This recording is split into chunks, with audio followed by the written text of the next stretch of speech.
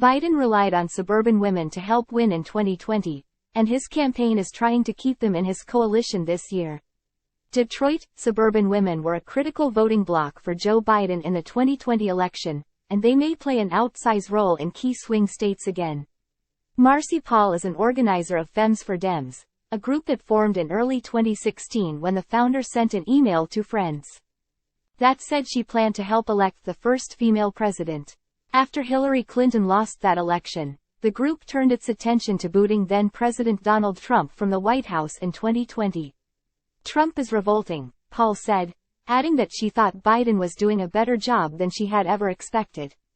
With Biden struggling in recent polls among several demographics, his pitch to suburban women about how he's best positioned to fight against threats to democracy and preserve abortion rights may be a crucial outreach effort to help ensure his re-election. In the latest national NBC News poll, Biden is winning women by 10 percentage points, 50% to 40%, over Trump. When it comes to suburban women, his lead drops to 6 percentage points, 49% to 43%. And the two are essentially tied among white suburban women, Trump 47%, Biden 46%. He doesn't excite people the way Obama did, Paul said of Biden. But fear is a huge motivator. The fear she's referring to is a dread that Trump will retake the White House. The NBC News poll found Trump leading Biden by 5 percentage points in a hypothetical matchup, within the margin of error. Biden is trying to hone in on that fear. An ad his campaign is airing in Michigan is focused on reproductive rights, featuring a woman from Texas who describes having to carry her fetus to term even though it was diagnosed with a fatal condition. It's every woman's worst nightmare, the woman says, blaming Trump for the overturning of Roe v. Wade. A Biden campaign official said the campaign has spent 7 figures in Michigan so far on paid advertising. Still, the campaign faces multiple hurdles in the state.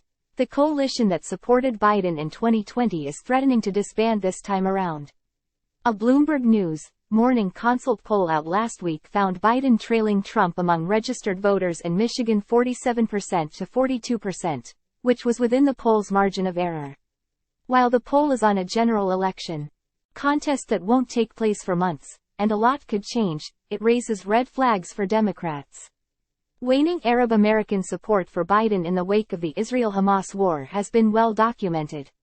So has the all-out push to secure the coveted endorsement of the United Auto Workers Union. Still, a growing number of rank-and-file blue-collar workers are supporting Trump. I truly believe Trump, does want what's best for the American worker, said UAW member Scott Malenfant, citing Biden's support for electric vehicles that Malenfant believes could threaten auto jobs. Trump also met with Teamsters leadership in Washington this week as he tries to peel off union votes nationwide.